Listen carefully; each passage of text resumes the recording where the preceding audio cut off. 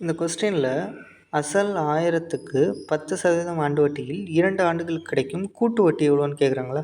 இது வந்து நம்ம எப்படி சால்வ் பண்ணுவோங்க, ஒன்று ஃபார்முலா யூஸ் பண்ணுவோம், அப்படி இல்லைன்னா ட்ரீ மெத்தட் யூஸ் பண்ணுவோங்களா. அது ரெண்டுமே நம்ம இங்கே யூஸ் பண்ண போகிறதில்ல. எப்படி சால்வ் பண்ணலான்னா சக்ஸஸிவ் பர்சன்டேஜில் சால்வ் பண்ணலாங்க. அதாவது சக்ஸஸிவ் பர்சன்டேஜ் அப்படின்னா ஃபஸ்ட்டு ஒரு 100 பொருள் இருக்குன்னு வச்சுக்கோங்க. இது ஒரு வருஷமும் 10% இன்க்ரீஸ் ஆகுது.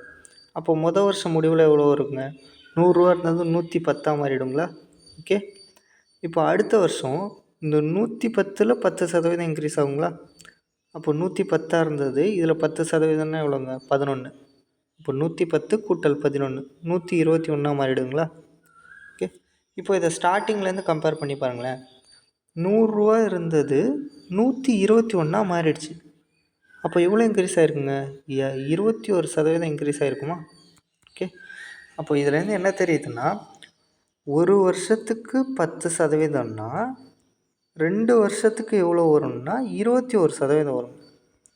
ஓகே, இப்போ 3 இயருக்கு எவ்வளோ வரும் அப்படின்னா நெக்ஸ்ட் வீடியோவில் பார்க்கலாம்.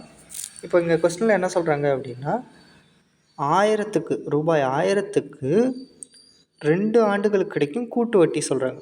அப்போ நம்மளுக்கு 2 ஆண்டுகளுக்குன்னா எவ்வளோன்னு தெரியுது, ஒரு வருஷத்துக்கு 10%னா 2 ஆண்டுகளுக்கு 21%ன்னு தெரியுது.